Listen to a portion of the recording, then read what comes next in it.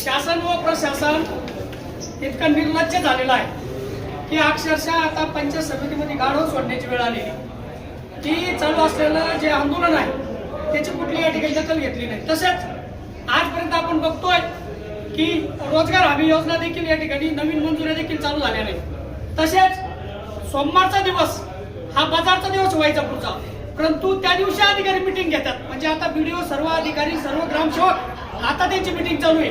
म्हणजे अनेक नागरिक या ठिकाणी आपण बघतो आजूबाजूला इथं बसलेले त्यांचे काम करण्यासाठी, परंतु त्यांच्या मीटिंगा चालू आहे त्याच्यामुळे नागरिक त्रस्त आहे। असे अनेक प्रश्न या ठिकाणी हे शासन आणि प्रशासन सोडित नाही, त्याच्यामुळे या ठिकाणी आंदोलन त्रस्त होऊन आज या ठिकाणी त्यांनी गाढवा पंचायत समितीमध्ये आणलेलं आहे। म्हणजे याचा एकच उद्देश आहे की शासन आणि प्रशासन गाढवागत झालेलं आहे आणि म्हणून हे गाढवा या ठिकाणी पंचायत समितीमध्ये आणलेले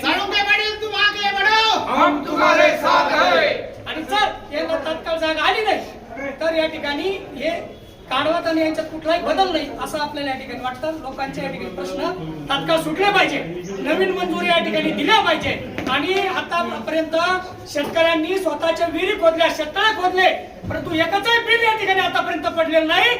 या हरामखोर पुढाऱ्यांचं या ठिकाणी लाखो कोटीचं बिल या ठिकाणी निघतं, परंतु शेतकऱ्यांनी स्वतः कर्जाचा डोंगर करून विहिरी खोदल्या, शेततळे खोदले, परंतु त्यांचं बिल या ठिकाणी आतापर्यंत निघलं नाही, त्याच्यावर कोणी आवाज उठवत नाही। आणि म्हणून खऱ्या अर्थानं या पंचायत समितीमध्ये या ठिकाणी गाढव या ठिकाणी सोडलेले आहे।